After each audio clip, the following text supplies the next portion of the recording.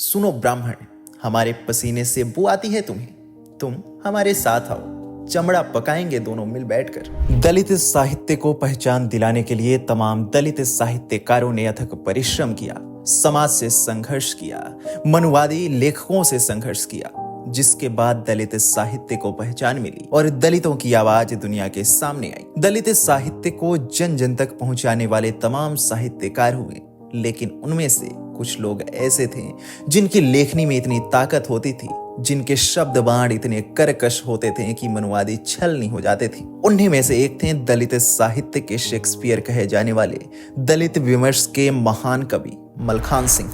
नमस्कार, आज की वीडियो में मैं आपको मलखान सिंह की टॉप 5 रचनाओं के बारे में बताऊंगा, जिनके सामने आते ही तहलका मच गया था।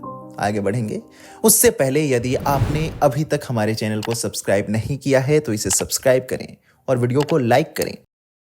1948 में उत्तर प्रदेश के हाथरस में जन्मे मलखान सिंह ने जीवन भर समाज के शोषितों और दलितों को आवाज दी। 2019 में उनका देहांत हो गया, लेकिन उनकी लिखी कविताएं आज भी लोगों के दिलों में जिंदा हैं। उन्होंने अपना लेखन तब शुरू किया जब दलित जीवन पर कविताएं आकार ले रही थी। यही कारण है कि उनकी अभिव्यक्ति में मौलिकता और ताजगी महसूस होती है। ऐसा नहीं है कि उनकी कविताएं दलित विमर्श के सिद्धांतों से जन्मी हैं, बल्कि उनकी कविताओं को पढ़कर दलित विमर्श के सिद्धांतों को समृद्ध किया जा सकता है। वैसे तो मलखान सिंह ने अपने पूरे जीवन काल में कई ऐसी कविताएं लिखी जो काफी लोकप्रिय हुई, लेकिन उन्होंने कुछ मात्र ऐसी कविताएं भी लिखी जिसके कारण मलखान सिंह हिंदी कविता के अमीट हस्ताक्षर बन गए। वे अपने काव्य संग्रहों में हिंदी दलित लेखन का घोषणा पत्र लेकर आए और उन्होंने ओम प्रकाश वाल्मीकि, जयप्रकाश करदम, मोहनदास नैमिषारय और कमल भारती जैसे लेखकों के साथ तालमेल बिठाया।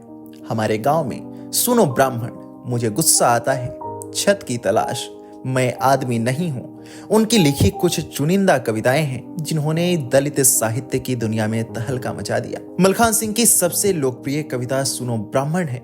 मलखान सिंह ने साल 1996 में कविता संग्रह सुनो ब्राह्मण प्रकाशित किया था। उसमें 16 कविताएं थी।